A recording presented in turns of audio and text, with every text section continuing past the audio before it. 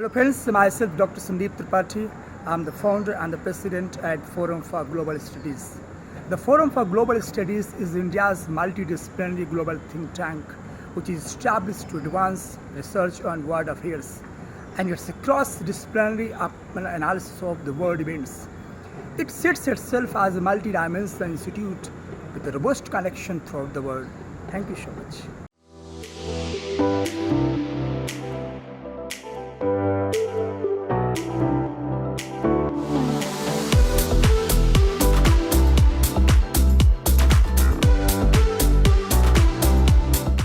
Thank you, Dr. Tripathi.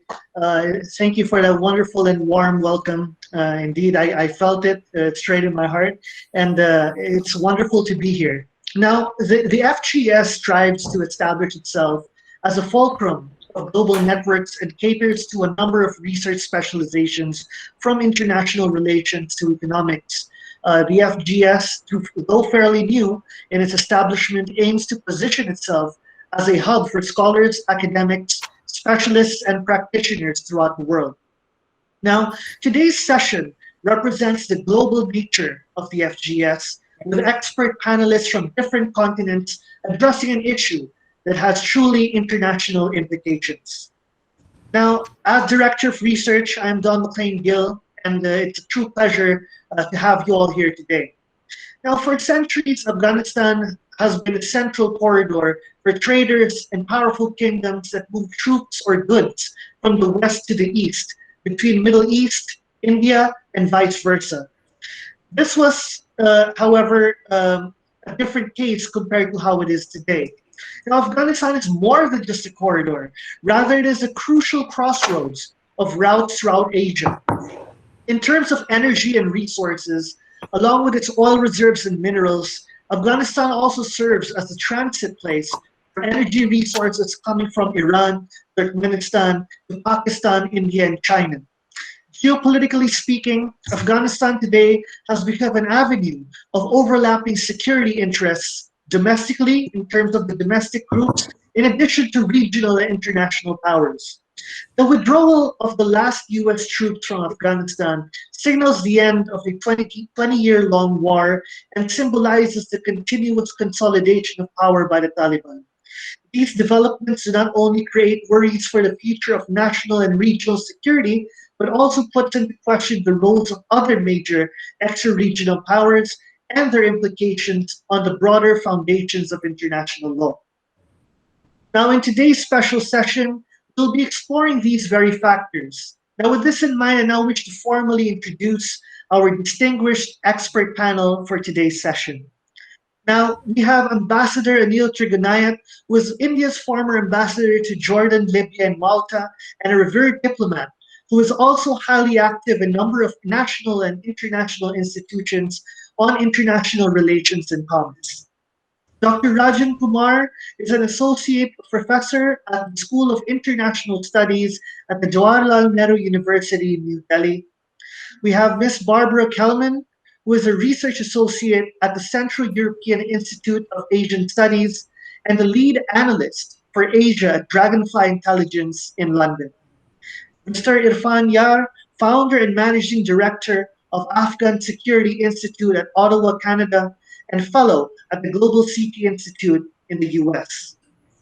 And we have Professor Cássio Eduardo Zen, who is a professor of international law at Faculdade de Pinhais, Brazil. Ladies and gentlemen, it is a true pleasure to have you here, and it is a true honor to have this session with you all.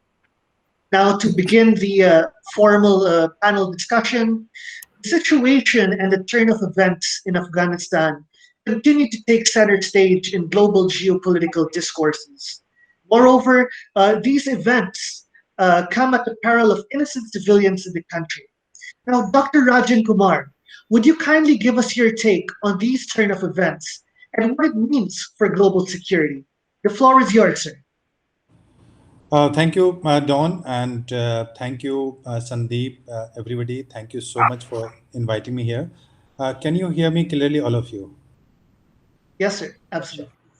Okay. So how the way I start, I can recall that 20 years back, when I was a student, 20 years back, I was a student like you, like Sandeep, and this is 20th anniversary of that, the incident that took place. So I don't know if Sandeep had the reason to, pick this day. Sandeep, was this the reason? Why did you pick this day? Sure, sir. This It is was the day. it was deliberate, right? Yeah. Yeah, sure, sir. Okay, okay. So I ask myself that is the world more secured? Is the US safer? Is Afghanistan safer? So have we learned from the history? Who has learned from the past? Has the US learned it? Has Afghanistan learned it? Has India or Pakistan learned it? So, the 20 years down the line, if I see, some of the people were actually, when this happened, and I was in a first year, a first year PhD student, and I was in Brahmaputra hostel, one of the hostels of JNU, and everybody was shocked. But at the same time, even then, there was a feeling that what happened, it was wrong. But what US did after that, it was equally wrong, because US, the invasion of US in first in Afghanistan, followed by invasion in Iraq. So many of the people even then were very critical, and they knew somehow, or they at least predicted that the kind of policy that US is going to pursue is unlikely to succeed in Afghanistan. So what I see in the case now, the US Army has withdrawn from Afghanistan 20 years down the line. What are the objectives why did we start this kind of situation when neither US is happy nor Afghanistan is happy, and the region of South Asia is much more insecure compared to the previous period. If I compare 20 years, what happened in 20 years back and today, so I do not see the region of South Asia or region of Eurasia, what you call it, if you include Afghanistan and Central Asia, etc. So none of the area is more secured. So where did we go wrong, and why did we adopt this kind of policy? So, for this, we have a great, kind of a galaxy of scholars today. Anil Tugnar sir, Ambassador Saab is here, and the number of other people who will be speaking on this particular issue. What I've been asked by the panelists, that I'll flag some of the important issues related to the broader geopolitics and the region of South Asia, Central Asia, Eurasia, etc. And a little bit, I'll also raise the issue of Afghanistan. So my issue today is very easy. I've been asked to kind of flag the issues rather than getting into each and every detail. So one of the things that I see that there are questions related to regional security. That first, who are the Taliban's? Who are the leaders? How did Taliban gain control? It was fighting against one of the most powerful army of the world, and not only a country's army, but it was an international army. The ISAF that you had in Afghanistan, and despite that, Taliban, the traction of Taliban, continued to grow. Taliban became very powerful in the region, and then suddenly, all of a sudden, Biden decides to withdraw, and that created a chaos not only in Afghanistan but the entire region. None of us expected that Afghanistan so suddenly will come under the control of Taliban forces. And it has regional implications. From India's perspective, from Pakistan, Central Asia, the questions that need to be answered, and some of the panelists, I'm sure, will touch upon these issues. Will Afghanistan become a safe haven for a terrorist group? We know that ISIS is very much there. We also know there is a nexus between ISIS and Taliban. Other Al-Qaeda is very much there. Al-Qaeda has not been eliminated. The issue is that if there are so many terrorist organizations operating from there, do we really believe that Taliban would be in position to control it? And Taliban being remote control from Islamabad or Rawalpindi. So do we really believe that Afghanistan would be controlled by these forces? And if they control it, what kind of policy are they going to pursue? And if there is Afghanistan becomes unstable, this will impact the entire region of Central Asia. This will impact Pakistan. This will also impact India, directly, indirectly, Kashmir, and all of India. Now the question is, the primary question that I ask myself, that why did the United States fail in its objective? US is such a huge, powerful army. US such huge technology. Despite that, the US did not succeed in achieving its objective. The first thing, the way I answer myself, and other panelists will answer in much more detail. One of the reasons why US failed was that the US was not clear in its objective. US kept confusing that it's a counterterrorism exercise, and then US also tried to be there in US for the last 20 years. So whether it was a counter-terrorist exercise, whether it was a nation building exercise, a regime change exercise, so US from the beginning was not very clear. It kept sending the message after 2006-7 that US is going to remain temporary and US is going to withdraw. So that in a way empowered the Taliban, and they felt that US is going to go, so they'll come back to power as soon as US withdraws from Afghanistan. And in fact, Steve Cole was one of the reporters from Washington Post, and later on he worked with several administrations, both Democrat and Republican.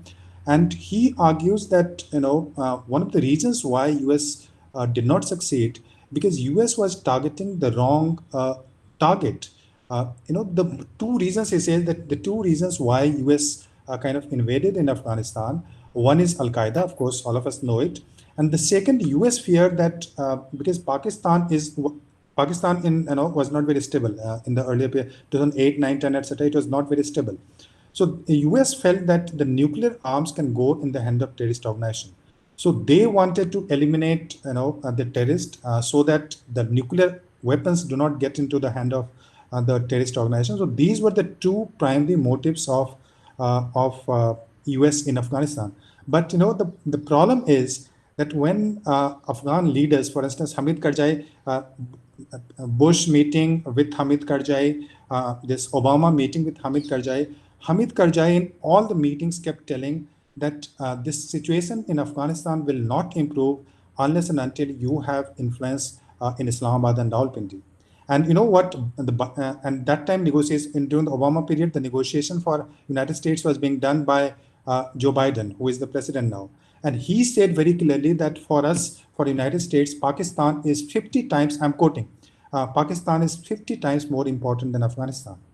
So the impression that went even among the Afghani leadership, the impression went that, actually US is not interested in stabilizing the situation in Afghanistan, and US might be interested. There is a deep state in United States, and US might be interested in keeping Afghanistan unstable so that so that US can justify its presence there.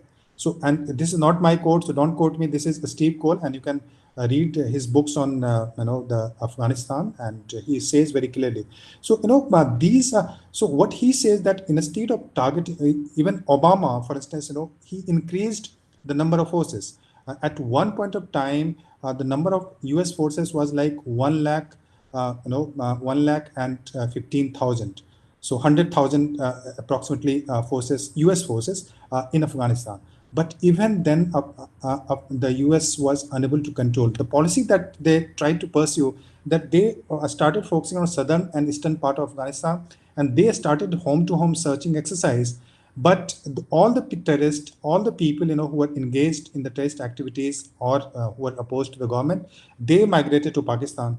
So instead of focusing, and there is no way United States could have controlled Pakistan. So that, according to him, was the main reason why US policy did not succeed in Afghanistan, because instead of focusing on Pakistan, and US continued to pay the money, resources, etc., aid to Pakistan, and it was only when Trump came to power, so he stopped it. But Trump made the mistake of converting converting the terrorist group or the militants who were hiding in the caves of Tora Bora and other places in Afghanistan. Suddenly they became a political force. Why? Because he started the negotiation with Taliban. And one of the fundamental difficulties of the US policy is that US is not clear that even today US treats this Taliban as a political force, a political organization, and Haqqani network as a terrorist organization.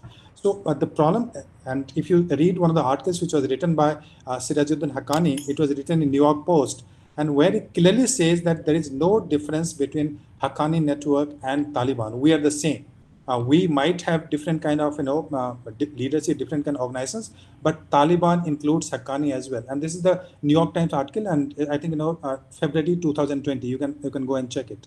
So US treats Haqqani network as a terrorist organization and Taliban as a political force. So that created confusion also in the when it came to US policy towards Afghanistan. So what I'm trying to say that some of the confusions was partly because US policy was not clear whether US is leading a counter-terrorist exercise or a nation-building exercise. That was not clear. Whether US should have focused on Afghanistan or in Pakistan, that was not very clear. And most of the even military leaders of United States who were engaged in Afghanistan, they kept telling the US administration that this is not a military exercise. Afghanistan cannot be reformed or cannot be changed, controlled with just the military exercise. You have to follow with the political, diplomatic, and other kind of efforts. Out of what 3 trillion that US is supposed to have spent in Afghanistan, only 2% went for non-military exercise. What you call aid to health sector or education, etc. US is raising the issue of women every day. Most of the Western countries, but only 2% of entire money was used for non-military exercises in Afghanistan. Imagine if that kind of money would have been spent on education, health, and other sector. Afghanistan would have been a completely new country. Afghanistan's population is 38 million, right? With that kind of money, so many millionaires and billionaires would have come from Afghanistan. But anyway, so these were the major issues why US did not succeed. I'm not getting into the great game, but I would like one of the panelists to answer that whether they see that we have seen 3 great games between the British India and Afghanistan. First Afghan War, which was in 1839 to 1842, Dost Muhammad was replaced by Shah Shuja. In fact, when Hamid Karzai became the president of Afghanistan, so many of the people said that he is actually like a Shah Shuja, that he has been replaced. He has been kind of made caretaker president.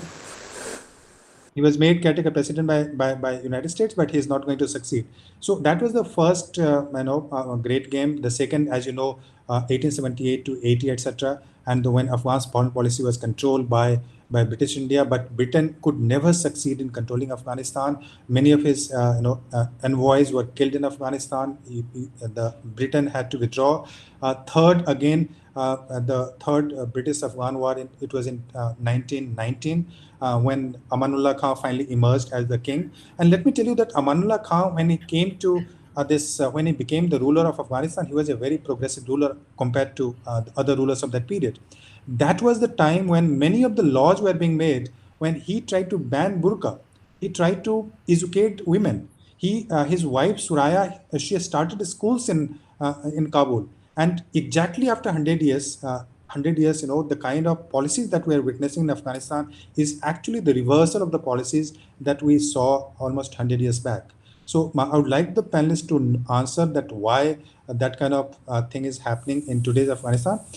Briefly, I have very limited time, so let me touch upon some of the very crucial issues of geopolitics, because geopolitics is again an important issue.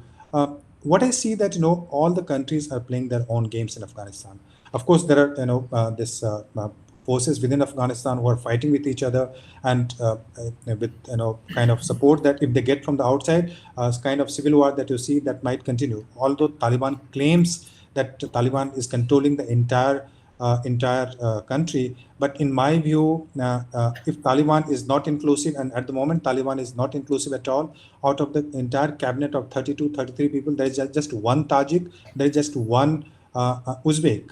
And Tajik population is roughly 27 to 30% of the population of entire Afghanistan. So the Taliban is not, there's no Hazara representation. So if the government is not inclusive, and if the atrocity, repression, and the kind of policies which are being pursued, if that happens, I can guarantee you that other countries will get engaged. There is a very strong connection between Tajikistan and Iran because of the linguistic reason. Not Tajiks are Sunni Muslim, mostly Sunni Muslims, but linguistically they are very closer to the Farsi language, which is Iranian language, and they feel very strongly about each other. And also remember that Tajikistan, the border is being protected by Russia. Russian forces are controlling or protecting the border of Tajikistan, and Tajikistan is a member of CSTO. So Russia is also kind of waiting and watching, and Russia was very happy that US withdrew from the region. That's why I was very happy that finally US had to withdraw, and now the kind of propaganda that US was spreading about Afghanistan, so that will not happen and cannot control the nearby region.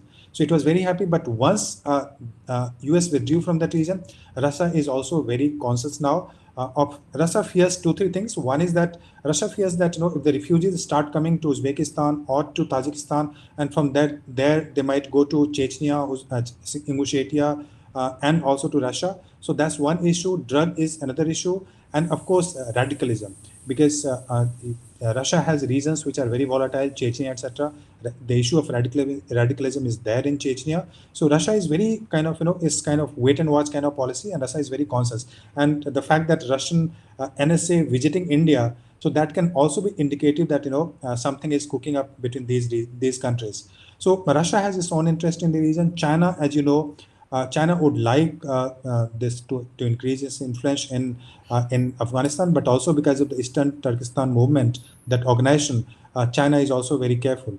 China knows that if that movement becomes powerful, so the Xinjiang province, the neighboring province of Afghanistan in China, so that might be in trouble, and that might create problem for China. So China is operating primarily through Pakistan at the moment, but also Taliban leader, that Mullah Brother, he visited some time back Beijing, and they are actually trying to have some deal.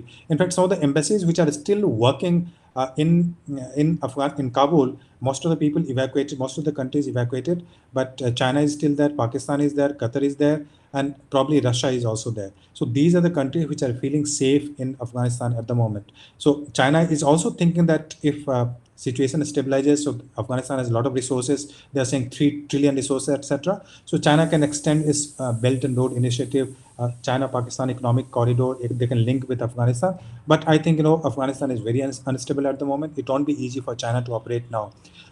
Iran is concerned because a lot of refugees come. Hazara, that population is mostly Shia population, so they feel about Hazara also. Then if a lot of refugees go to Iran. Already there are the two countries which take the maximum refugee from Afghanistan. One is Pakistan, and the second one is Iran. So they are very conscious about this thing. And since Taliban is this Sunni, hardcore Sunni, so they're also worried about the increasing influence of Sunni Islam in the region. So these are the reasons why Iran is very conscious and concerned. So I would like the panelists to highlight and kind of elaborate upon these issues. I think I'll stop it here because there are very scholarly panel here, and I should not take the time. So thank you so much. Thank you, sir. Thank you, Sandeep. Thank you, Don McLean-Gill. Thank you so much. Yeah. Thank you so much, Dr. Rajan Kumar, for outlining and mapping the historical and, of course, the current strategic and geopolitical dilemma, outlining Afghanistan and, of course, neighboring countries in the greater region.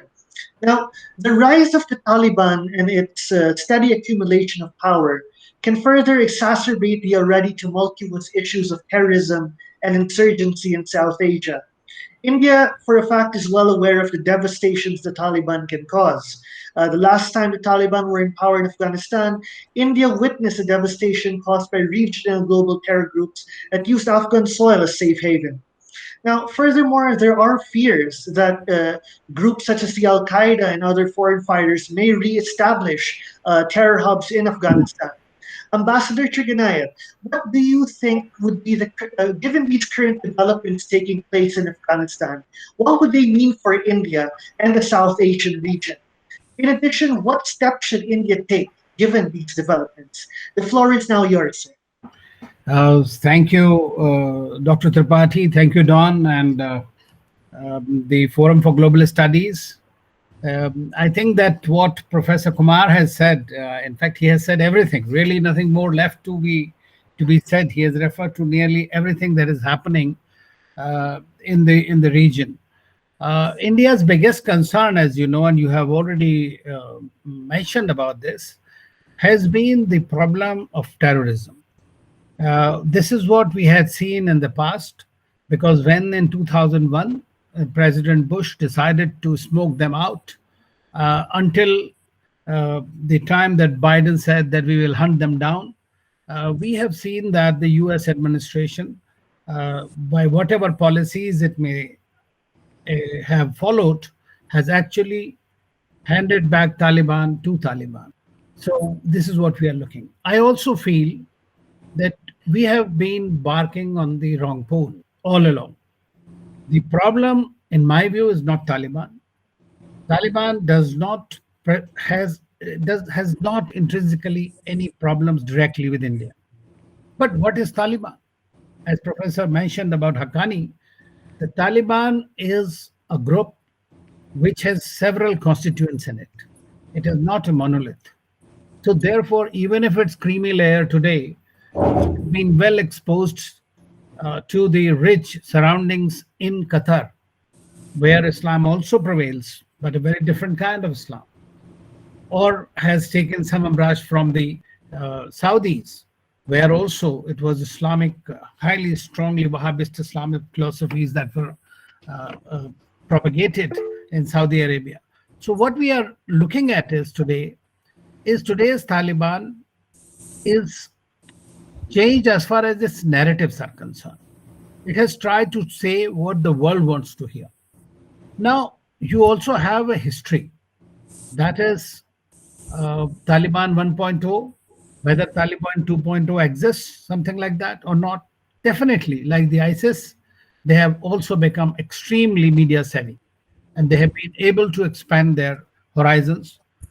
The problem now I find from the Afghanistan soil is that even though the Talibanis claim to the Chinese, to the Russians, to the Indians, we have also started talking to them now lately, and to the Americans in the West, that they will not allow Afghanistan to be used as a territory by any terror groups against any other country. It's a very well to understand, but do they have the capacity to control? You just see their numbers, 80,000 odd. At the same time, we have Al Qaeda, who has a global ambition and a global footprint, especially in South Asia. India has the second largest Muslim community in the world. At the same time, what we are looking at is the ISIS Khorasan has also got an international outreach and an agenda. And these both are very violent organizations. Taliban is converted, even if, let us say, for the sake of argument, the Taliban may have converted. If it has converted and it wants to stop, I do not see any reason that Taliban would be able to control these groups operating, because they have been partners in crime. They have been partners in fighting against the Western countries and the Americans, and that's what their victory is all about. On the other hand, what I said that we are barking on the wrong pole, I meant that the international community has very naively forgotten the real culprit in this whole thing. The real culprit is Pakistan. Who is the creation of Taliban? Who is the creation of Mujahideen? From where they were trained? And America cannot absolve itself of its original responsibility of creating Mujahideens and consequently converting them into Taliban. It is the history everybody knows. It's been written. So now you want to talk about, okay, these people should follow the civilized norms. They should forget about Sharia. They should not be Islamic Emirate. I mean, we are living in a fool's paradise in that sense of the term. Pakistan's sole policy is to acquire the strategic depth in another important country so that it can continue to encash its nuisance value with any power that is, whether it is Americans, whether it is the Russians, whether it is the Chinese. And it is playing an important role there for these countries. It is running even today. It is running Taliban. We know that Haqqani network today it controls Kabul. So if the capital Kabul is being controlled by Haqqani network, which has been designated as a terrorist group, and there are now several ministers, and Sirajuddin will have all the powers to appoint the governors in all regions. So you can understand. On the other hand, you see Akhundzada would be sitting in Kandahar. The ISI has been controlling, manipulating, doing everything that is possible. The people who were talking in Doha, with one of them is Tariq Zai, who was trained in India also at the Indian Military Academy. We have been talking to them as well. Now, those people have got much lower positions. They are not in that stronger position. So at the end of the day, you have the same old Taliban back into the saddle. So from India's perspective, I feel that it is a greater challenge. Our challenge, in my view, I again say, is not Taliban. Our challenge is Pakistan, and it will continue to play there. Our challenge, bigger challenge, is China. Yesterday, there was a BRICS meeting, and you have seen that there was a major, big 74 para statement was issued, and it had a small para on Afghanistan. Russian president spoke about Afghanistan. I was in 2010 in Russia. I have been dealing with them for many, many years, and they started going to talk to Taliban through Pakistan. And I asked them, why Pakistan? You know, Pakistan has been indulging in terrorists. It has been sending these Talibani terrorists into Chechnya from Pakistan, not only against India. They said that, well, this is the route that goes via Islamabad. So they continued to contract, and they congratulated themselves when Taliban moved. One thing I would like to mention, that Russians were not happy, Chinese were not happy that the Americans came into their backyard. But at the same time, they are still unhappy when they have left. So they are not. Because perhaps they wanted that the Americans should continue to basically bleed themselves white and be a part of the, and I mean, keep company with the others in the graveyard of the empires, like the British. Professor Kumar spoke in detail about the Afghan wars. And nobody reads history. It's a fact.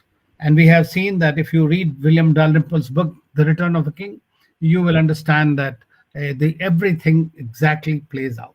Now, where is India's advantage, if at all any? India, in its 1 month presidency, was able to have 3 statements issued on Afghanistan. It has been able to issue a UN Security Council resolution 2593, which is a great achievement. And the fact that China and Russia did not block it, they abstained because their concerns were not incorporated, but just because it was India that was playing as a precedent, tried to get this passed, and that became a made model under which most of these all red lines have been prescribed. So India will have a major problem.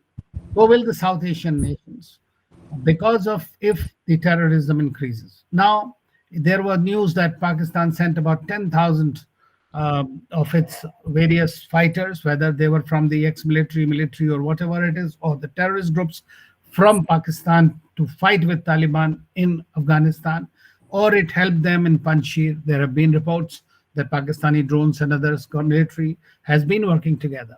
So it is not working out of simple charity. It has a strategic interest in it. So does China. It's already displayed itself. It has already given a $31 million aid to Afghanistan. It is willing to work with them and recognize with them. So they are working all together, Russians, Chinese, and so are the Pakistanis. And as far as Iran and Saudi Arabia is concerned, I would say it will depend on how the Taliban, even though Taliban is one country, Afghanistan has been one country, which even despite sanctions, Iran has been having a huge trade with them, about $4 billion a year trade. And it is the first country to have started supplying them fuel supplies and other things. They are unhappy about this Hazara and the Shia thing. They also are not happy that a very strident Sunni Islamic regime is going to be formed there. But I think both Iran and Taliban have changed in that regard. They have learned to adjust to their reality. Saudi Arabia obviously has been keeping quiet for a while now, since 2001, but it has started since yesterday because there was a news that Iranians did not like Panjshir, what happened by Pakistan. And therefore, Saudi Arabia saw an opportunity and immediately tried to say that, yes, we will support Saudi Arabia. So we will support Afghanistan. So we are seeing from Qatar. Qatar has been a country which has acquired a much higher diplomatic heft than any of the countries in the region in this time, because Americans depend on them, the Pakistanis depend on them, the Afghans depend on them, Taliban is dependent on them. So what we are seeing is the poor Afghan people are going to suffer. What is the option for India? Of course, we are talking to Taliban. Taliban is not going to just go and hug us, nor should we embrace them. What we should do is we should have our lines open of communications. And at the same time, I am of the opinion that The Afghanistan is suffering tremendously today, people of Afghanistan. This government will remain, this will have its challenges, both domestic and international. But the people of Afghanistan today, if one reads the news coming from the UN organizations, 93% people are deficit as far as the basic food items are concerned. So that's where the biggest attention of the international community has to be. We have to provide, and I think the India being the first responder in the case of natural disasters must be one of the countries to come up to that. As far as terrorism is concerned, we have been fighting Pakistan terrorists. We have been fighting in Kashmir and everywhere else, and I think India will have to beef it up. This will be further accentuated because Americans have left the most advanced weaponry behind, and that is going to come down to Pakistan, who will going to help them run, and the most of it will also come on our borders. So we have to be careful on that. We have to be worried about the radicalization in India, especially that of youth, because we have seen that a lot of people have acclaimed the victory of Taliban as if it was something, return of the giants. So I think that these are going to be major challenges at the border, inside the country, and nobody is going to sort out Pakistan in the near future. And therefore, Pakistan will continue to remain a haven of terrorists combined with Afghanistan. I'll stop there. Thank you. Thank you so much, Ambassador Triganite, for that fascinating and multidimensional discussion on Afghanistan and, of course, its implications for South Asia. You have wonderfully outlined the dimension involving India and, of course, the root cause of problems, which has been, again, highlighted in terms of Pakistan and the way forward and in terms of proactive mechanisms to engage and to address this particular issue. All these things have been wonderfully discussed. Thank you, Ambassador, for that. Now, in terms of extra-regional powers going beyond South Asia, we can look into China. Now, China's ambitious Belt and Road Initiative is routed through Central Asia and greatly depends on stability in Afghanistan. Now, eager to protect its investments in the region, China has increased its footprints in Afghanistan in recent years. Now, despite a certain level of understanding that we are seeing now between China and the Taliban, Beijing is well aware of the security risks involved with the Taliban may pose towards its strategic interests. And of course, China is well aware of its limitations in Afghanistan. Now, Ms. Kellerman, what does the reemergence of the Taliban in Afghanistan mean for China? Moreover, what are the challenges and opportunities China will face given this development? The floor is yours. Thank you, and thank you for the invitation to speak here today. So yeah, before getting into the argument, sorry, there seems to be a test in my office for a fire alarm. I hope everything's all right. Yeah, I hope you can hear me properly, right? Yes. Yeah, we can hear okay, you. great. Yeah. Cool. So yeah, my argument is that the Chinese, the situation in Afghanistan is actually going to provide China with more challenges rather than opportunities. And this is because there are several interests that are there for China in Afghanistan, and those are strategic, economic, and security interests. Now, on the question of just geostrategic interests, I think that this is something that we saw already back in the 80s and 70s when China became suddenly interested in Afghanistan when the Soviet influence was rising in the country. Now, we saw this back in the 79 when China was supporting local mujahideen, whether it was with arms support or developing contacts, although this was limited to specifically one group, but then we saw members of that group going into Karzai's administration. However, China was kind of limiting its influence there and was reacting and communicating particularly through Pakistani groups.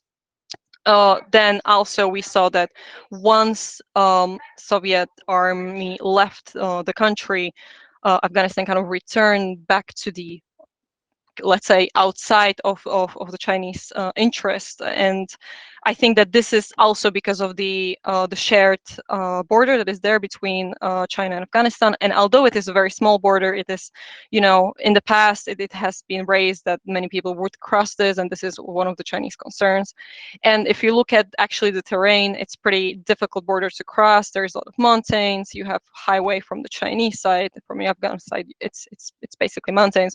And we know that China refused on several occasions to kind of try to develop better connectivity there, because they were worried that this border would be actually then easier crossable. And one of the issues back in the 70s was that Russia started to develop bases within Badakhshan, which China didn't like. And this is something that China is probably going to keep an eye on, and to make sure that it can control the potential spillover. Now, this is very closely tied to the Chinese security interest, which, as was already mentioned, is particularly tied to the history of Uyghur militancy, and some of the Uyghurs population kind of going to the war in '79. It was also people that were before studying in Pakistan, for example, so they would go there and they trained under the Islamic movement of Uzbekistan. And we know now, kind of reviewing some of the documentation, that under the Taliban, when some of those camps were established, those people were training there. Now, this has led to kind of development of the pragmatic relationship between China and Taliban already back in the 90s, that initially started through Pakistan, but then we know that Lu Shalin, which was a Chinese ambassador to Pakistan, met Mullah Omar around 2000, and there are these reports of the deal that the Chinese side kind of closed with the Taliban, that if they're able to keep a lid on the militancy, they will continue with some economic support. And in fact, we know that, for example, companies such as ZTE then worked on the reparation of the Afghanistan power grid. So we kind of see this quid pro quo agreement. And many people say that if it wasn't for 9/11, China would be another country to recognize Taliban eventually. I might be a little bit skeptical about that, but because of the events around the 11th of September, we saw deterioration of the relationship, and then China pushed ETIM to be put on a designation list and kind of continue with its narrative of the war on terror alongside the global push that was there at the time. Several years after, this brings us to the last phase and the third interest, which is the economic one, and this is deeply tied to the 2014 ascension of Xi Jinping and kind of BRI narrative.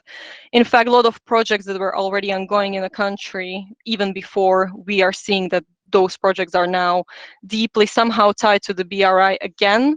And I tend to be much more skeptical when we are talking about the natural resources and minerals, and I will explain why. But before I get to that, I think that the important point is also that China has always perceived economic development as a way to stabilize country. So an economic stabilization, also because of the safety and security. And in my view, it's very difficult to distinguish which one comes first, whether it is economic interest or whether it is security that they are pursuing, or whether it is both. I guess the latter probably most likely. And we can debate on personally which people or which ministries kind of pursue this, but so those things go hand in hand. Now, when it comes to investments, we are seeing, I would say, three types. The first one is connectivity, such as road and railways. Second one, corridors. So, for example, air freight corridor that was just opened recently and was as one of those, selling points. Also in the media, we saw a lot of talks about pine nuts and, cooperation on that side. So that was definitely very interesting. And then you have the third one, which is minerals and, the very famous Mes Aynak deal that everyone seems to be talking about at the moment. Now, on that point, if you actually go into the details of the agreement, you know that there was a provision that included not only the mining rights itself, but also development of a coal mine in Ishpushta, and then connection between Uzbek and Pakistani border. So it was actually a very complex deal. And now the narrative seems to be that because of the security and bad situation in Afghanistan, China wasn't able to proceed with this. Whereas if you go and you see the details, that actually Chinese side has tried to renegotiate the deal, but it was Afghan administration that didn't follow up on it. And there were a lot of issues associated of whether this project is actually economically feasible because you don't have enough phosphate, and China actually wasn't able to burn the coal, the copper.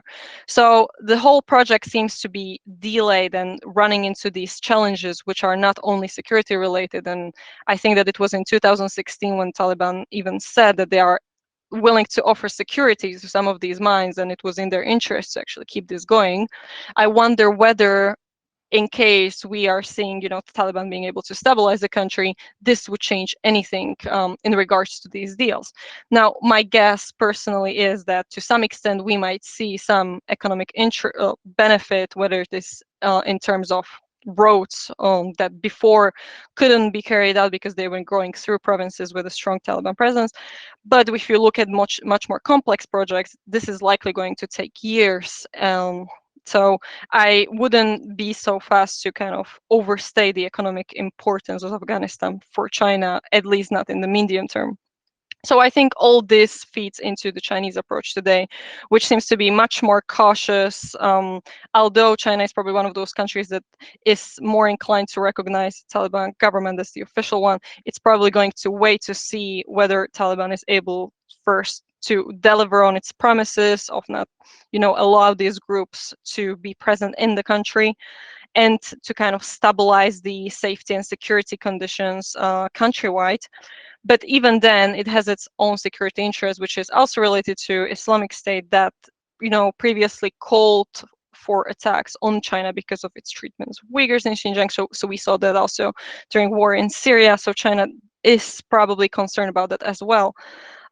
Lastly, looking at Pakistan, it's very unlikely that China would, put boots on the ground, although we have seen reports of, Chinese patrols on the Tajik border, etc. I think that the most likely provision, and we already saw that, China calling for boosting counterterrorism capabilities in Afghanistan.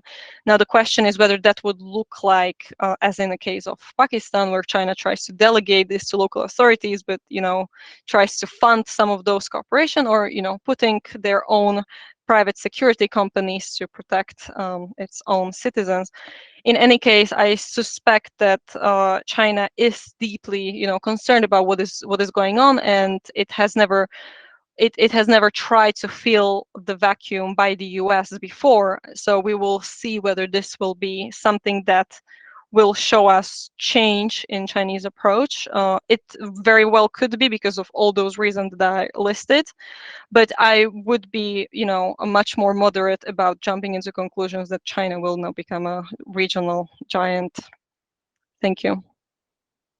Thank you, Ms. Kellerman, for providing that pragmatic and, of course, a practical assessment and a realistic assessment, of course, China's involvement in Afghanistan, outlining the significant constraints and the challenges involved, particularly between China and Afghanistan, and, of course, China's multifaceted interests in Afghanistan. So with that, thank you very much for that wonderful insight. Now, given the current state of affairs, of course, in Afghanistan, the dilemma now is how will the world address this particular development?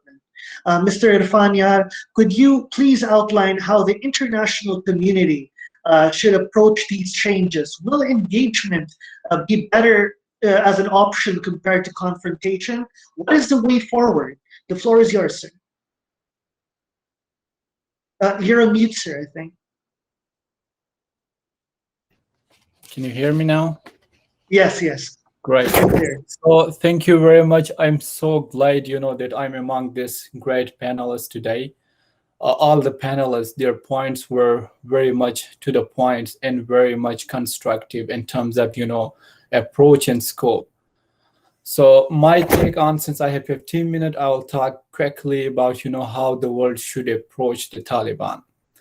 And when we talk about dealing with the Taliban or approaching them, two simple but tantalizing questions come to our mind, which is whether we should establish good relationship with the Taliban or we should establish bad relation with the Taliban.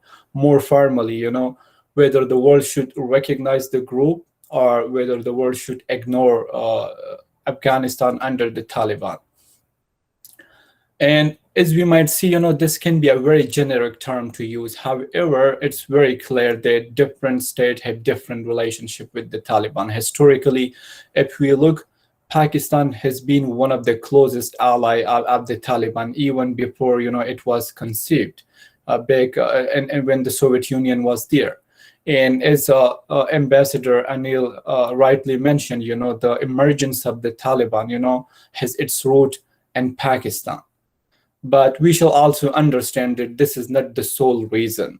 There were many other factors that contributed.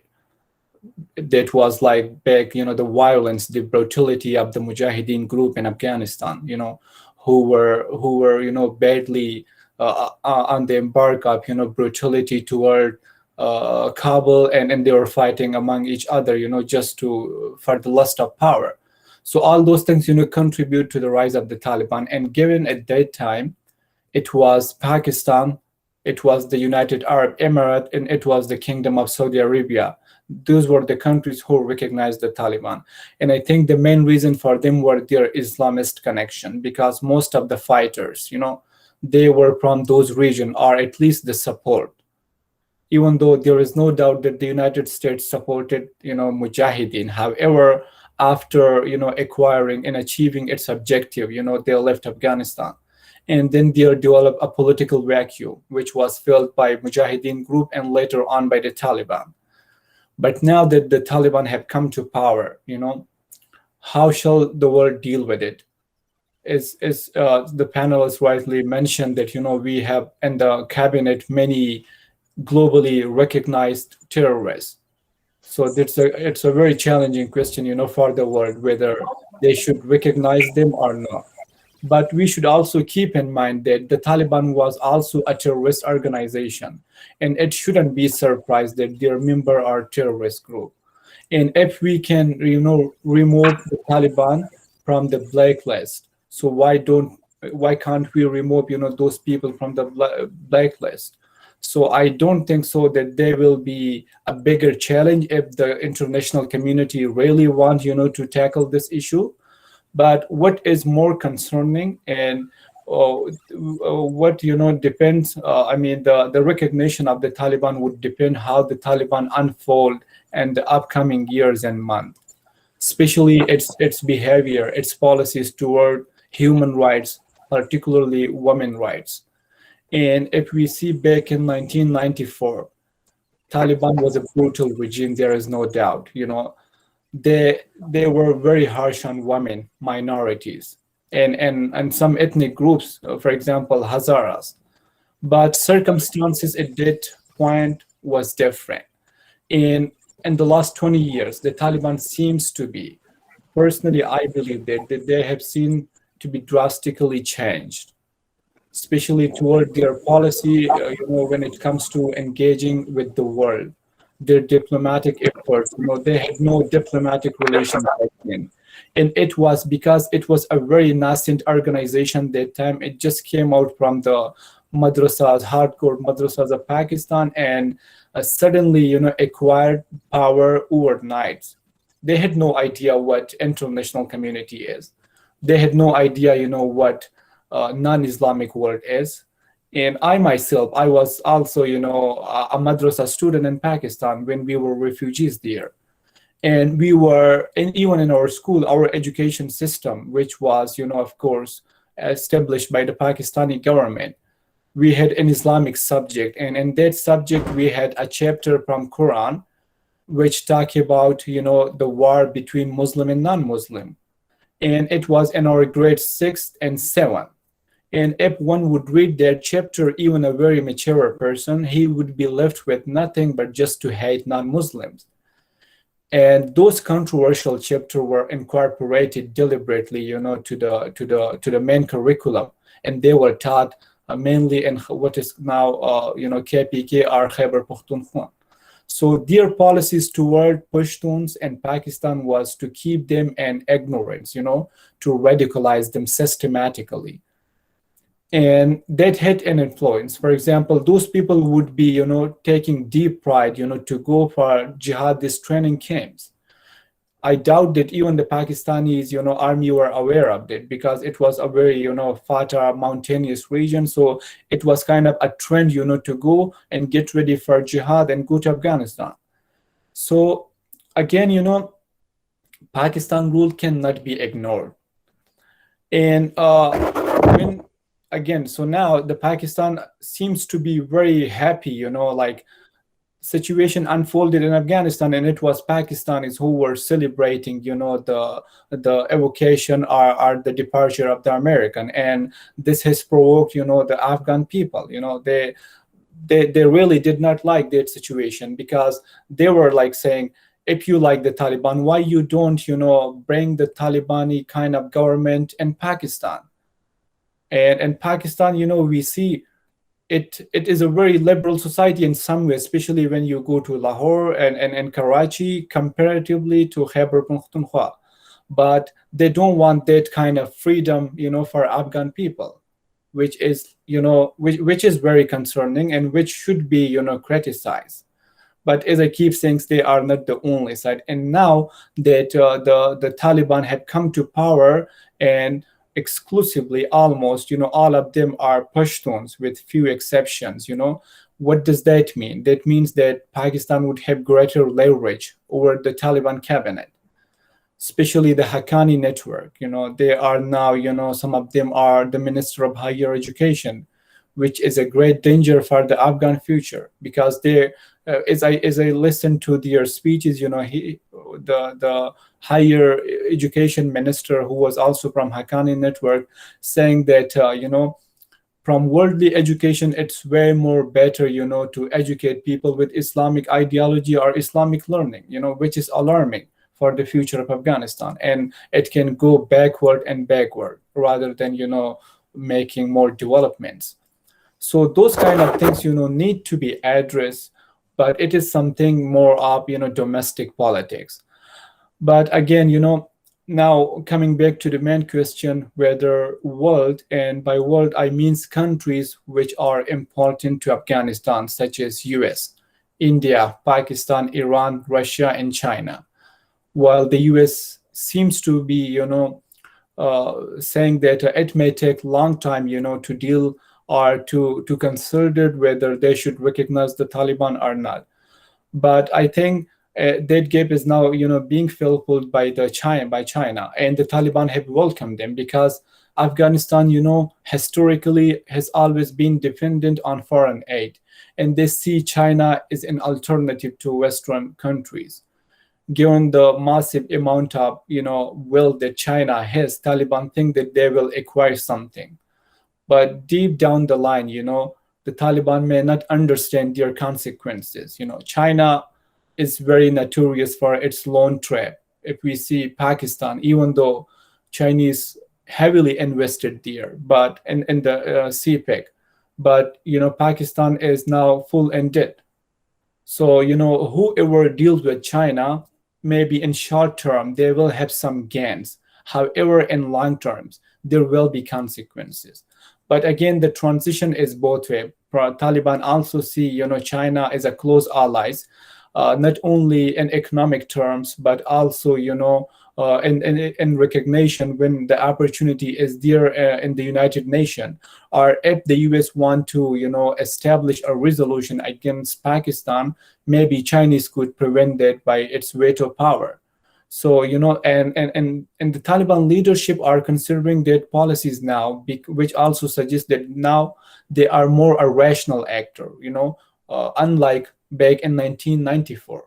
So their leadership is just like state very rational, but on the ground, especially the field commanders, the military commander, they still believe more in ideology, and which is something worrisome in the future. They might be in conflict with each other.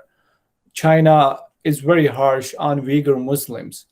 And at the same time, a group like Taliban, who says that they will protect, or at least they are interested, to rise the wise of Muslim all over the world. But they are silent, they don't talk about the Uyghur Muslim. Why? Because China can silence them with their money, just like Pakistan. So, and which also suggests, that how shrewd the Taliban are. But if you ask a foot soldier in the Taliban, for him, Chinese and the US is the same thing, because they are non-Muslim and they have been waging jihad just for the cause of Allah. They had no idea what politics is. They were born in the mountains and the training camps, and they rose there for 20 years.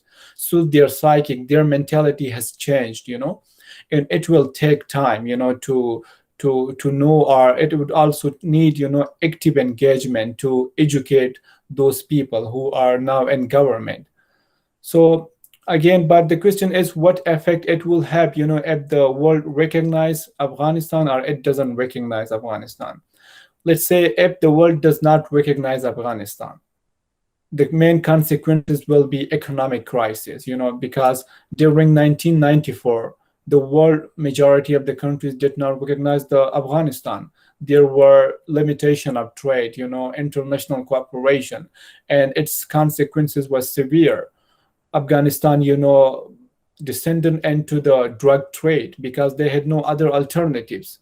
People were desperate, for making ends meet, and they left no stone unturned, to find food. They would join terrorist group. They could be very easily, used by other states as proxies. So when you have economic instability, it facilitates ways to many other social, economic, and political problems. There will be crimes, for example, and that will also attract international, terrorists to Afghanistan again. So I believe, the quicker the world get engaged, not recognized, because that is something to be taken care of with much more precautious. But at least, as Ambassador Anil rightly mentioned, that we should keep our line of communication open. We should not turn a blind eye. And every country, I think, should extend its list or its demands to the Taliban on which they would recognize the regime. For example, the Western one can say, like many of the world can say, that the Taliban should respect, human rights. They should respect minority and women rights. And if they are agreeing, to respect and protect these demands, they are going to, continue their cooperation, and they will recognize them. So based on certain demands, I would say that world should engage with the Taliban rather than keeping them isolated, because if we keep them isolated, not that we want they are good people, but it's the least bad option for us. We don't have many other alternatives on the table. So just for our own interest, for the interest of, every country, it will be, great if they could engage with the Taliban and bring them on board. I use sometimes an example that if you live in jungle, if you cannot fight a beast, you better learn how to peacefully coexist with that animal. So we had the chance, to eradicate that ideology in the 20 years, but US has made a lot of mistakes, both domestically and internally. And that thing has gone from our hand. Now the Taliban is a reality, The US for 20 years could not defeat them. So no power on the earth, I believe, can defeat them, at least now. So what's the option now? It is to engage with them constructively and bring them on the table as much as possible. Again, I say this is the least bad option, to recognize the Taliban government. And by that also, I mean, is to save or help the people of Afghanistan, because they are the one who have been at the receiving end for the last 40 years. And they are sick and tired to their stomach of the war. They want peace, be it come from the Afghan previous government or Taliban or any other entity. Because when you are desperate for your basic need, you don't really care about the ideology. And this is what, the situation is right now in Afghanistan. What did the Afghan government did? Of course, they had established a bubble government, which was mainly limited to few cities. People had no health, no water, no other amenities of the life in the rural Afghanistan. So they wouldn't care whether they would, Afghan government or the Taliban. What they want is, a government who can offer some level of welfare or, welfareness. And this is what even right now, even there's a lot of propaganda against the Taliban, which has been there for 20 years. They have changed the psychic and mentality of the people. But I don't feel shy away, to be honest and talk about even their good points. There's no doubt they had so many bad things. But if we want to really learn the lesson and understand the issue, we should talk holistically rather than just taking one side. And the people are gradually feeling better and better because they have some good things. For example, there were 2 days ago, the day of Masood, who is considered to be a national hero. It was, being celebrated for the last 20 years. And there would be huge chaos and massive shootings, by those locals. They would undermine the law. They would take law into their hands. But when the Taliban were there, nobody, they allowed, to do protest who they say were unauthorized. So when it comes to rule of law, they are very good at. However, there is no doubt that they do rule of law with an iron fist. So if they become a little bit moderate, if they respect human right and women right, if they respect international cooperation, people will throw their support behind them, So it's a great opportunity for the Taliban, to get legitimacy from the Afghan people and the international community if they also shows that they are a sovereign group and not a proxy of countries like Pakistan. And they, think more of Afghan people rather than serving, other countries' national interest. And this is how, they can win the hearts and minds of the Afghan people and, of course, international community. And this was my brief analysis of the issue. Thank you very much. If you have any question, please let me know. Thank you so much, Mr. Franier, for that fantastic discussion on, of course, the internal situation in Afghanistan, and of course the 2 sides of the Taliban coin, which is not necessarily the mainstream narrative that we get to hear nowadays in geopolitical discussions. On top of that, properly outline the way forward, a pragmatic and practical solution to address something that is burgeoning throughout the years and throughout the days and the weeks. So with that, thank you very much, Mr. Irfan. Now, with the ascendance of the Taliban in Afghanistan, policymakers worldwide have to think now about their future relations with those in power. Now, Professor Casio, what does international law say about recognizing the Taliban, and how will this impact the future of interstate relations? The floor is yours, sir. Thank you very much, Professor Don McLean-Gill. Thank you very much also, Dr. Sandeep Tripathi, for the invitation. It is, I would like to start by saying that it is a huge pleasure, a huge moment of happiness to see FGS taking place and showing the world a truly global discussion. Well, I'm used, this is my style as a professor. I tend to use some PowerPoint just to have some focal points. So the perspectives on international law, I would say that, well, we have to talk about recognition of government, of human rights instruments, if they are still applicable in Afghanistan, migration issues, international criminal law, and then some general comments. Recognition of governments, we are having the crisis between the Western recognized government of Ghani and the Taliban. So far, no one has recognized Afghanistan Emirate, the government which Taliban wants to implement.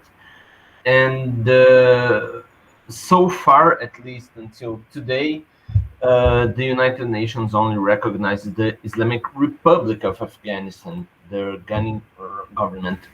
For international law, we have the two doctrines, the Tobar and Estrada, which come here from Latin America, and they advocate the non-recognition of governments from coup until the people democratically chooses their own government. So this is one major challenge from international law. How can we recognize a government that was basically a rejection of the constitutional order that was previously set in the country? In the past, the Security Council has already defended, in the case of Southern Rhodesia, that a regime which is by itself discriminatory. Southern Rhodesia was an apartheid regime. It may not be recognized, but in order to do this kind of resolution, we will need support of Security Council members, and as the previously panelists have stated, it is unlikely to get support from China or Russia. We also have another major issue that was the US-Taliban deal, which is a rather strange thing if we look at international law, because usually countries are parties in international treaties, but this time we see the United States with the Taliban, and all over the deal it is written the United States does not recognize Taliban, but at the same time you're signing a deal with them. So it is a question that how can this international treaty be, let's say, enforced internationally if the Taliban does not do its part, or if the United States doesn't do its part? Could the Taliban sue the United States through the International Court of Justice? That is very unlikely to take place or to be recognized by the International Court of Justice. Maybe they could recognize Afghanistan, but it would require significant political pressure from Afghanistan. However, we are looking at a situation, legally speaking, that you have some sort of operational recognition. So you see Qatar having a good relation with Taliban, operational relationship, Pakistan building a maybe not official recognition, the URI recognition, but we need to sort some problems, some issues with Taliban. The same thing with China. China may take some more time to recognize, but it will look to at least some form of operational recognition, which could be then used to legally claim that the legitimate government of Afghanistan would be the Taliban. That's a possible legal challenge. Are human rights instruments still applicable in Afghanistan? I think this is fundamental for us to think, and that's the major point, I believe. If we take a look at basic human rights instruments, the 18 core international human rights instruments that we have, the core international instruments, Afghanistan is part of 14 of these instruments. For comparison, India is part of 9, it's part of 8, China is part of 8, USA is part of 5. So Afghanistan is part of 11 of the 18 core instruments, which technically speaking, they would have more human rights instruments than United States, China, or India. However, there is a huge difference, there is a huge gap between signing and ratifying an instrument and truly implementing it.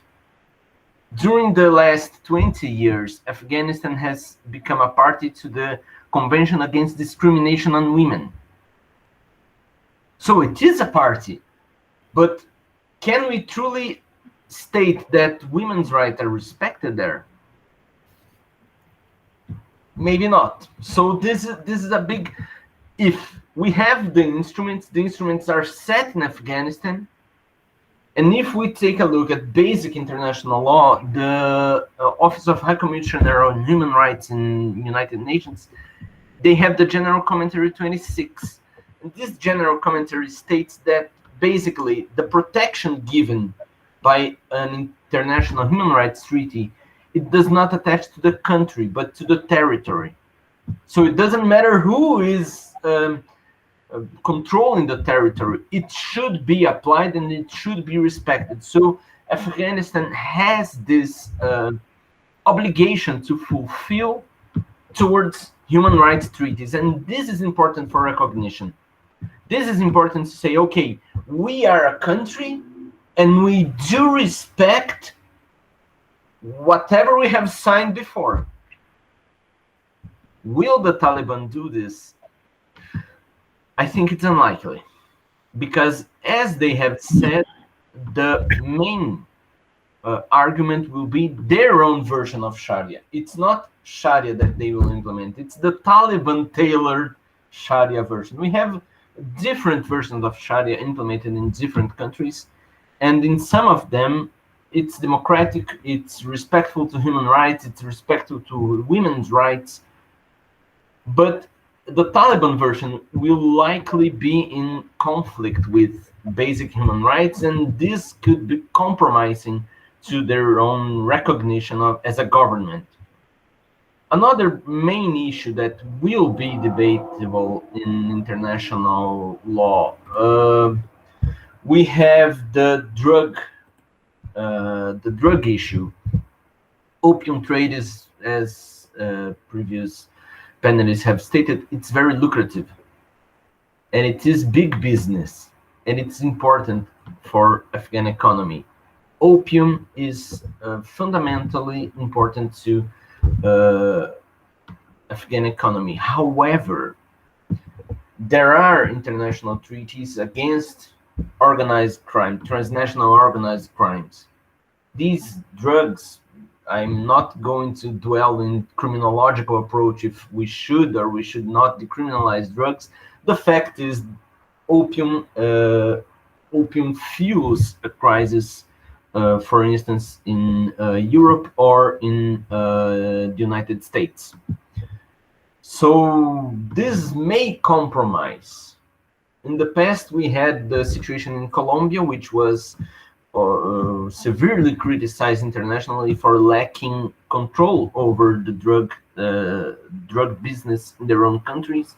And we do have a possible pragmatic approach to Taliban to say, okay, we recognize you sort of, but do not let the drugs come into our countries. So it could be used as leverage to recognition or not. From an international law perspective, it is very complicated. The fourth point I'd like to state is the migration crisis. And this is something that it's already adding some pressure in Iran and Pakistan, which are closer to Afghanistan.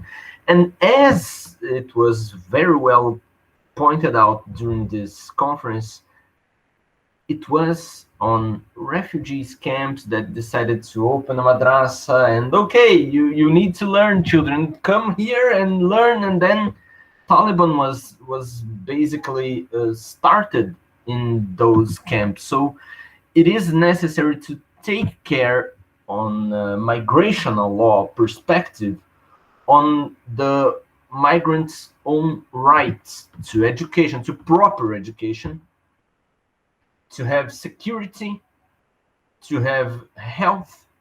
We must remember that we are still in a COVID pandemic. So there is this potential biological threat, which countries have this compromise to watch out for. Countries must be ready. United Nations have issued a non-return advisory, which means that countries should not report these people back to Afghanistan or to Pakistan or to Iran, because these countries are already overwhelmed with migrants. Brazil, from my perspective, we are very far from Afghanistan, geographically speaking, but the country here in Brazil, we have already set an easier version for migrants to come here to Brazil.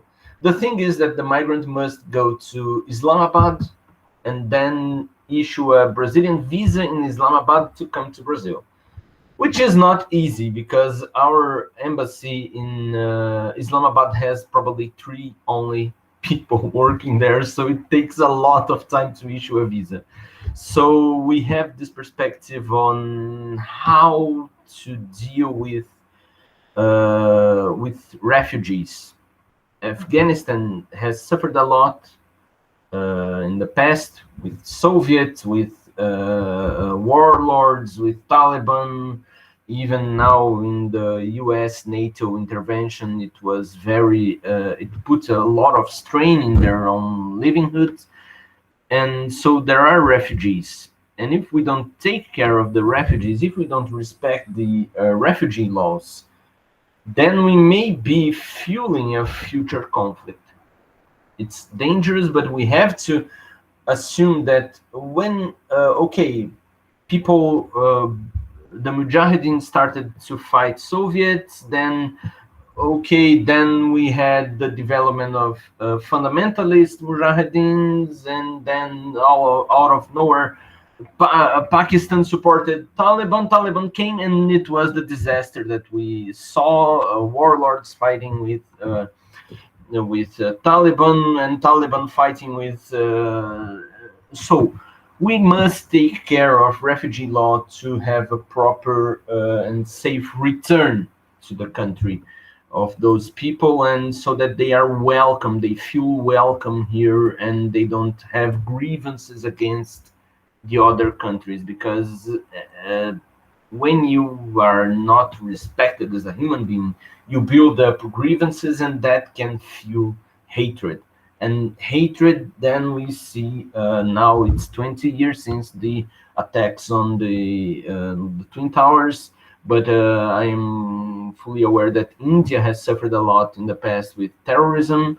And Brazil, luckily, we seem to be so far from anything that we did not have this in Brazil, even though Brazilian intelligence services has discovered that Osama bin Laden lived in Brazil for a couple of weeks in the past, near my city, which may be some problematic things here in Brazil in the future. We have a lot of xenophobia against Afghanistan. Then we must be prepared to protect basic human rights of those individuals that come to our countries as migrants. There is another issue. There is the last point of my lecture, the international criminal law issues. Well, I must make a small parenthesis here. I have worked in the International Criminal Court in the past, so I am bound to a non-disclosure agreement, and I cannot discuss details of what I helped investigating in the past regarding the situation in Afghanistan. But basically, Afghanistan is still party to the Rome Statute. So it has obligations under international law regarding to the Rome Statute. The investigation in the ICC, Afghanistan acceded to the Rome Statute on February 2003. This gives the ICC jurisdiction over crimes that took place in Afghanistan or that were perpetrated by Afghans from 1st March 23 forward. And the preliminary examination in Afghanistan was made public in 2007. the focus is on crimes against humanity and war crimes. On 20 November 2017, the Office of the Prosecutor has asked the Pre-Trial Chamber 2 for an authorization to open an investigation. So basically, they did a preliminary examination, then they went to request for an investigation, and the moment they asked for the authorization for an investigation, there was a very strong reaction, not by Afghanistan, but by the United States. Why is that? It was because the focus of the OTP, Office of the Prosecutor, was three focuses. First, crimes made by the Taliban. Second, crimes made by the government of Afghanistan, the Northern Alliance, and the warlords. And third, crimes made by NATO troops, including the extraordinary renditions. So someone was there in Pakistan or in Afghanistan, and the person disappeared. Then this person reappeared, let's say, in Romania, which is a state party to the Rome Statute, and then the person reappeared in Guantanamo Bay without a judicial process. So this is one of the core investigations, and the possibility that US citizens were tried in The Hague was prompted a reaction by Donald Trump and John Bolton, who said, okay, if you investigate one US citizen, then we will block, we will impose sanctions on International Criminal Court employees. So it was a very, very tense moment because, the court officers want to go to Disneyland. We were. I remember that I was in the ICC in the past before this issue with John Bolton, and I told some colleagues at the Office of the Prosecutor, the Afghan investigation, when it opens, it will be the trial of fire, let's say, of the ICC. It will be the moment where the ICC will show if you are only targeting African nations or if you truly want to do an investigation of any crime that took place on its jurisdiction. Why? Because then it would be the time that we would see Europeans charged by the ICC. We would see US citizens tried by the ICC. But then the pre-trial chamber said, okay, don't open the investigation. They decided on April 2019, they considered that an investigation on Afghanistan would not be in the interest of justice. It would be not interesting because probably the US would retaliate.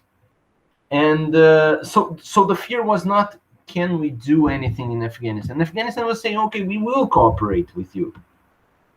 But the US said, we are not going to cooperate with you. And on last year, on April 2020, the appeals chamber authorized the opening of an investigation. And therefore, an investigation is taking place. It is still taking place. However, we don't see much cooperation now coming from Afghanistan.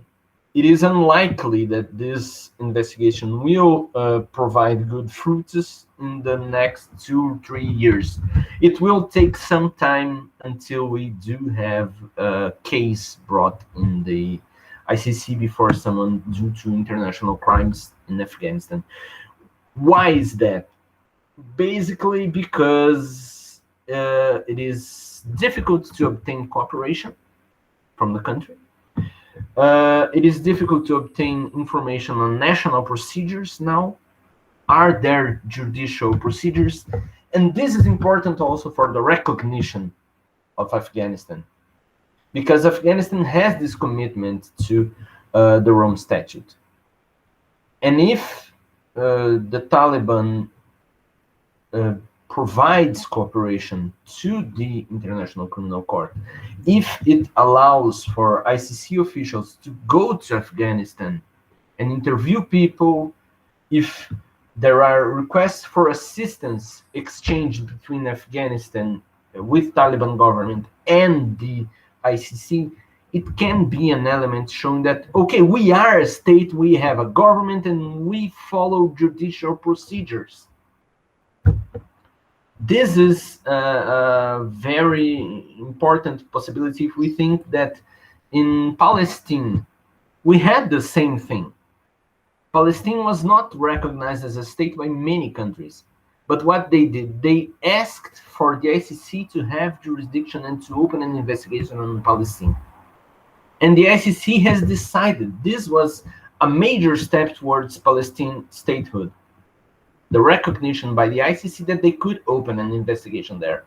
So I think this is an important path for the Taliban, if they want to be recognized, follow the ICC rules. That may cost a lot politically for them, because they are also being investigated.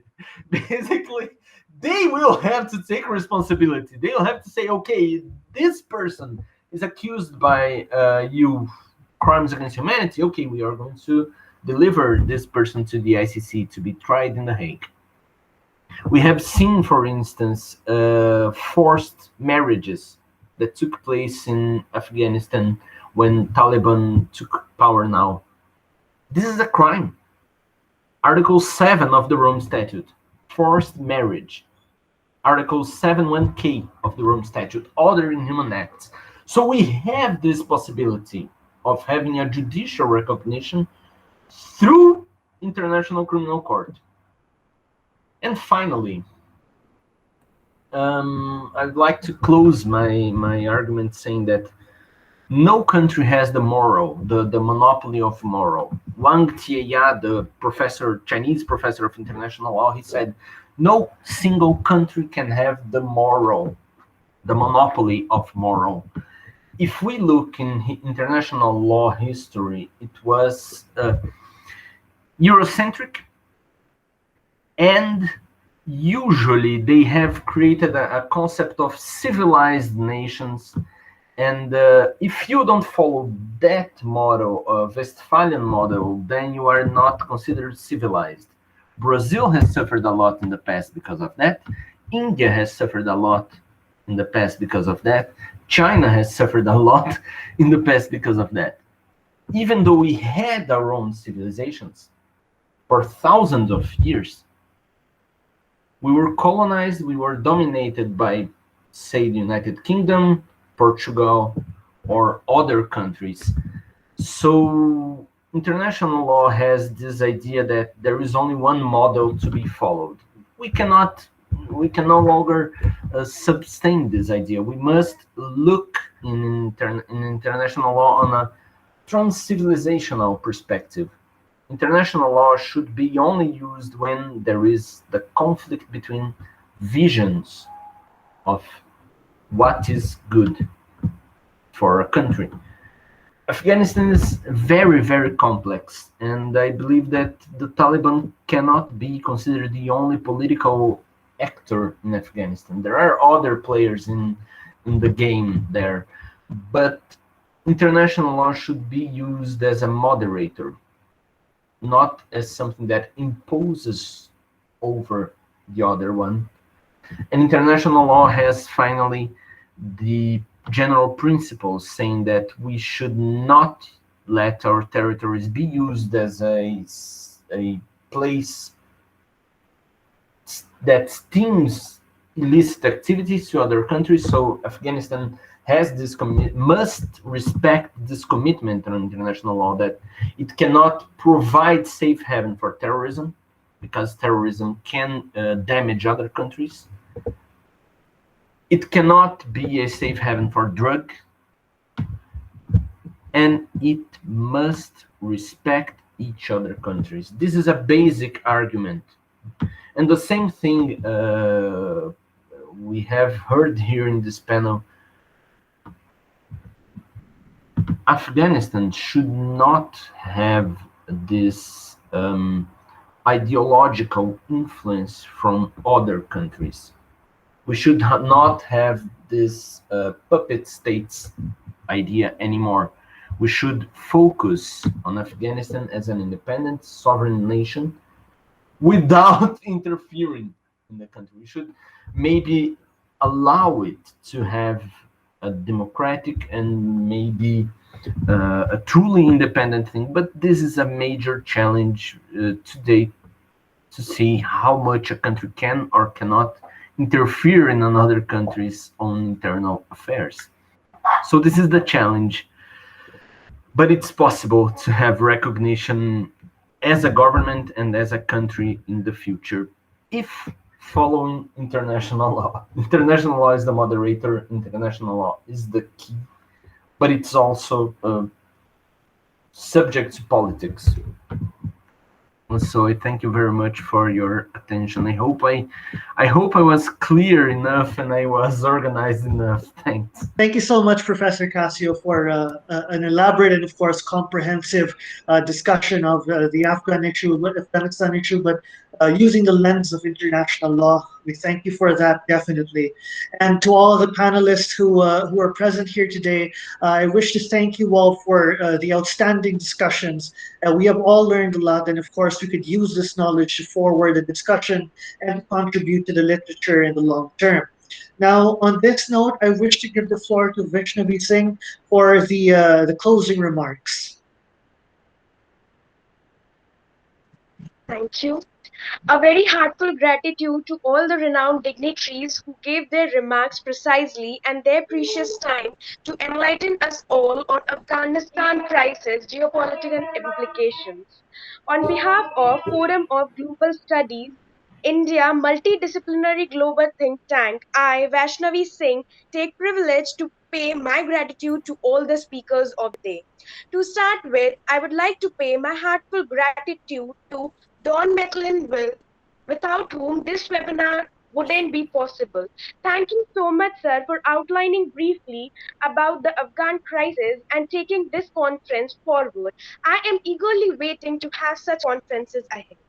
I would like to extend my gratitude to Dr. Rajan Kumar, Associate Professor of JNU New Delhi. Sir, it was really insightful to listen your take as you tried to give a brief background about 20 years ago and comparing it with the present situation, and your specific take on the implication on geopolitical aspect was really very enlightenful. Our esteemed speaker, Ambassador Anil Trigunayat, former India's ambassador to Jordan, Libya, Malta. Sir, I take opportunity to acknowledge you.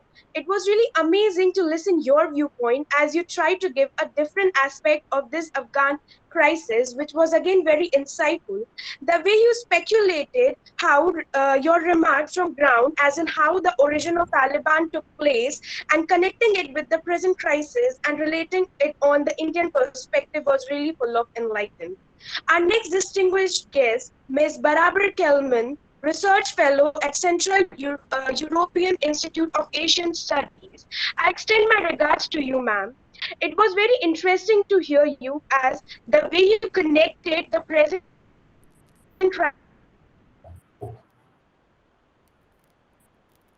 crisis with the China and also briefing about the past situation was really full of enlightenment.